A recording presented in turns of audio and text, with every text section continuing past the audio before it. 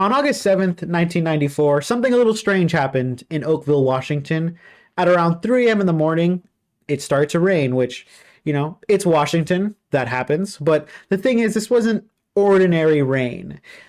It wasn't, most of it wasn't rain at all, actually. And according to the people who were awake when it happened, and, those who saw the aftermath the next morning, that night it had rained blobs all over Oakland. These small, little, translucent, jelly like blobs that were almost smaller than rice grains.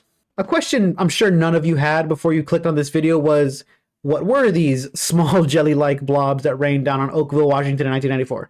But, regardless, today we're going to be talking about all the weirdness surrounding the Oakville blobs. And what was strange about these blobs, aside from the fact that they were, blobs that rained down out of nowhere, was the fact that a lot of people who actually came into contact, like direct contact with these blobs, started to get sick. And the symptoms of sickness were pretty diverse. They ranged from nausea to digestion problems to ear infections to fatigue, and somewhere in the middle was just general flu-like symptoms. Officer David Lacey's account of the events take place when he was driving around with a friend in the car, and that's when they started falling. And when the blobs did start falling, he at first attempted to wipe them off with the windshield, as anyone would do, because, again, at first he assumed it was just a weird heavy rain. But it didn't strike him as strange until after it was wiping, it started to smear against his window, and he was forced to pull over to clean them himself.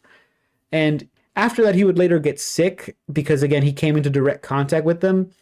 But the thing about his symptoms is that while they, you don't want to get sick from a random blob that fell from the sky, but they were thankfully not as bad as Dottie Hearn's symptoms. According to Dottie Hearn's account of the events, she had come out of her house when the blobs had stopped raining down to check on what exactly was going on, because, obviously you would hear these weird little jelly-like blobs hitting against windows, hitting against the ceiling, not ceiling, but, the roof. And just, I'm sure you would hear them, and it sounded unnatural, I'm sure. But when she came out, she unfortunately touched them with her hands, and after coming into direct contact with these blobs, which I'm sure was extended contact, because, like anyone, you would want to investigate it. And after which, she was hospitalized for about 3 days, and another unfortunate side effect was that her dog also got sick. All of her dogs got sick. After Dottie Hearn had been admitted to the hospital, Sunny Bearcliff, her daughter, also ended up getting sick, but her symptoms weren't as severe as her mother's. She mostly just had a bad headache and some fatigue, but, no need to be hospitalized, which was good. Unfortunately, her cat did pass away after coming in direct contact with these blobs, which, as a cat owner myself, you could see her back there. That is soul crushing. I would not know what to do if my cat passed away from weird blobs that fell from the sky. I think I would take that up with God personally, but that's just me. Everything going on already is very strange, but what makes it a little more strange is that Dottie Hearn's doctor, Dr. Little, didn't really think there was any connection whatsoever, and pretty much just said that the reason that Dottie had been hospitalized was because she had an ear infection, which escalated very quickly, and that was most likely the reason all the symptoms she had came about. And Dottie herself also felt like the blobs and her being sick could have just been this weird, strange coincidence, and also attributed to the ear infection, which a lot of signs really do point to it just being the ear infections, but it really depends on what you're willing to believe in that case. The blobs, however, continue to rain down on Oakland and some adjacent areas about 6 times over the next 3 weeks, and there were a ton of reports of death and sickness, which the thing about those is they really vary between which ones were confirmed and which ones weren't. And a lot of people who were sick or died had their conditions attributed to other things. So like Dottie, it's a little iffy on what the effects of these blobs were. And to be fair, it's a little iffy if there were any to begin with, and I'll talk about that a little later. But keep in mind, Dottie Hearn is one of the more talked about cases of sickness from these blobs, and her case has a pretty valid argument as to what might have actually caused her sickness instead of the blobs. What was confirmed, however, is that, according to all the sources I could find, during and after, the weird blob rain, the areas that were, had the blobs raining down on them, they did have an increased rate of dogs and cats getting sick or dying at the time.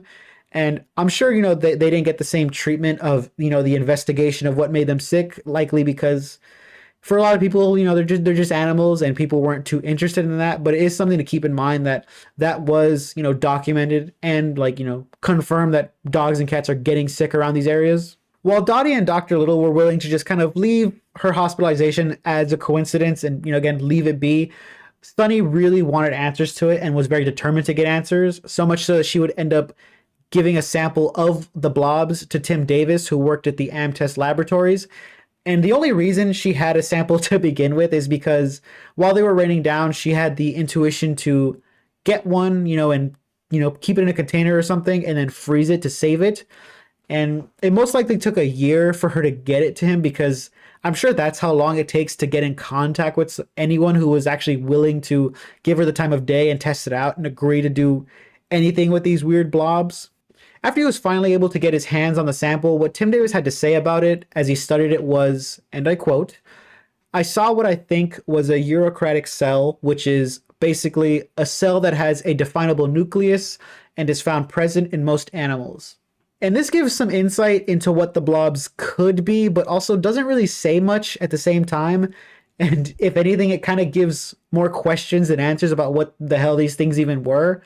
Once Tim Davis was finally able to get his hands on that sample, what he had to say after studying it was, and I quote, "I saw what I think was a eukaryotic cell, which is basically a cell that has a definable nucleus and is found present in most animals." Which it does give some insight into what the blobs could be, but it also doesn't really say much at all at the same time. And if anything, it kind of gives more questions about what the hell these things were. Eventually, microbiologist Mike Dahl would also get his hands on a sample, and after he studied it, he stated that the blobs contained 2 species of bacteria, one of which was known to cause digestive problems in humans, which, surprise, surprise, was one of the, documented symptoms of being in direct contact with these blobs. Another scientist named Mike Osweiler, who, he worked at the Washington State Department of Ecology, he would also take a look at these blobs. And I didn't mention it earlier, but there was a claim that someone who analyzed the blob previously, they had found white blood cells in them. And the reason I didn't mention it is because when Osweiler was studying them, he didn't find any cells that had a nucleus, which white blood cells are supposed to have, at least from what I've read. Biology is not really my best subject. But what's also interesting is that Osweiler couldn't definitively identify any of the cells in the blobs. All of it was something he'd never seen before. So it kind of brings us back to square one, pretty much. Something that wasn't discovered by any one person or doctor, but more so just an observation made throughout the 3 weeks the blobs rained down, was that the blobs only fell alongside rain. And I know it sounds like a will duh kind of thing, but it's a little important to note before we start talking about the theories, because a lot of like the general facts and information end here. They end right after Osweiler. So everything after this is just what people speculate, what people think happened, and what people today, think happened. There's a few theories about the Oakville blobs, and some are a little more believable than others. So I'm going to order them in terms of how much I personally believe them. It'll depend on how much any of you believe them. So I'm, excited to hear about that, but that's how I'm going to go through them for now. The first theory is one proposed by Dr. Little himself, where he believed they could be droppings from airplanes flying over Oakland, because that could be why someone claimed they found white blood cells, despite that being proof false. And that could also be why people were getting sick. Now, a few things are wrong with this. The more obvious one being that if it was dookie from an airplane, then it'd be blue, which is also what the Federal Aviation Administration said when they were asked about it. They also said that planes aren't allowed to dump their waste while in the air, since that's, illegal. So, duh. See, those two things don't kill this theory for me at all, though. What kills this theory for me is the idea that for 3 weeks, the pilots flying over Washington unanimously decided that, for whatever reason, they're all going to release the dookie all over Oakland, and they would do that only when it was raining and only for those 3 weeks. Like, laws aside, that alone just annihilates that theory for me, because I don't believe that would happen. The second one, in terms of unbelievability for me, is the theory that the blobs were remains from jellyfish. I know that sounds outlandish right off the bat, and like that should be, the one I believe the least. And the only reason it's above the other one is because around the time of the blobs raining down on Oakville, and this was confirmed by the Air Force themselves, there were bomb tests running and going on about 50 miles away from Oakville in the Pacific Ocean. If I'm being honest, at first I thought this had to be the reason at first, mainly just because, you know, the Air Force did confirm they were doing bomb runs, you know, and they also denied any knowledge of the bombs. So in my head, that screamed out, you know, this has to be their fault. And a lot of people still put stock into this theory, but I feel like you need to really think about just how far a distance 50 miles is. Like, really think about it. I'll have Zeta throw up a picture to show you the distance to give you a better understanding. I made this. I'm gonna put it like right here, I guess. I made this picture myself, or I made this, you know, drawing myself, I guess.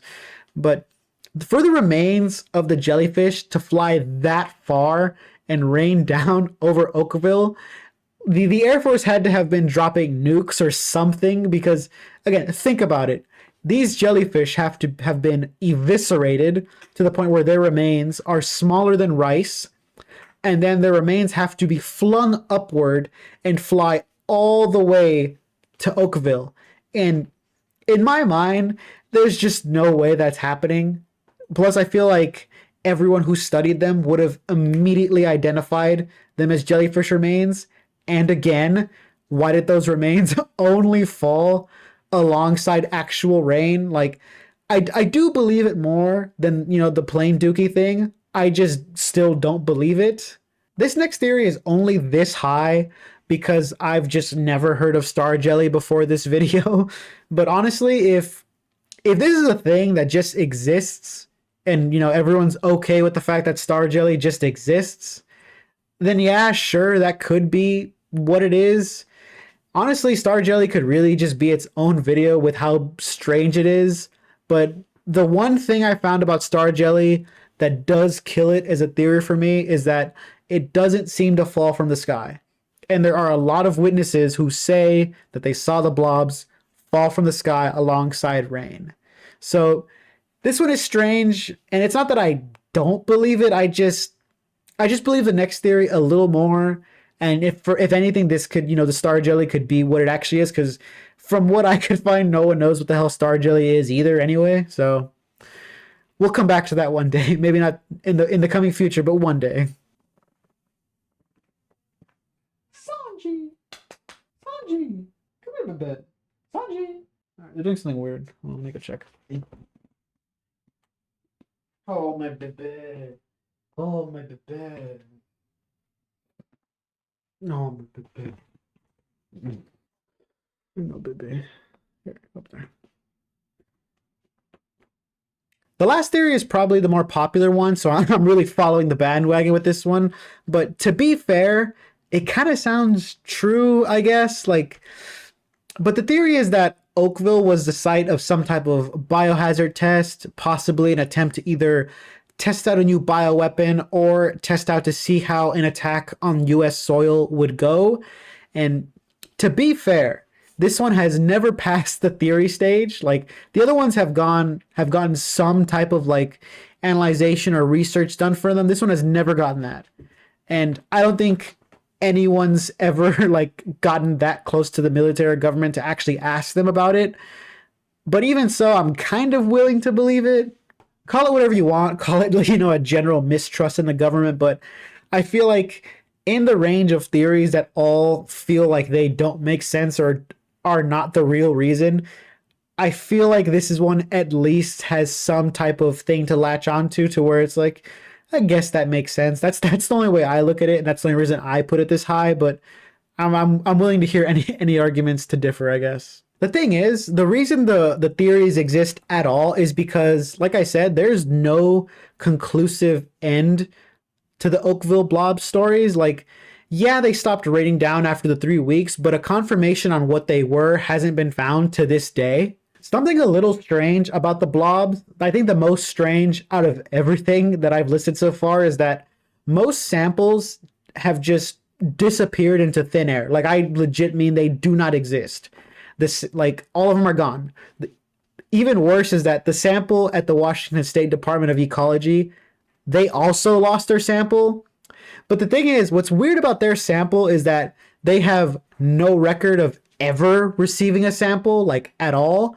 And from what it seems, all traces of the Oakville blob situation have just they're just gone. Like it never happened. All of it's just wiped away. And that's why I put so much stock into the bioweapon test theory, because to me that has to be the reason why all the samples don't exist, and why, the Washington State Department of Ecology themselves don't have theirs, which was clearly given to them, but they have no record of it. To me, that's why.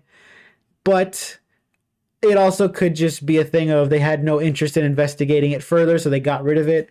That's a valid counter to it. But either way, the story of the Oakville blobs sort of just ends. There's no real conclusion to it, but I would love for it to come back to light so someone smarter than me can figure out what they were, or anyone can really figure it out. I'm more than willing to listen to anyone who has anything to say on it, honestly. That's about it, though. I'd love to hear what any of you think, or what your theories on what they could be, or what theories you choose to believe. So I'm open to hearing all that, and leave them in the comments, or don't really, depends from person to person. But as per usual, thanks for watching and have a great day.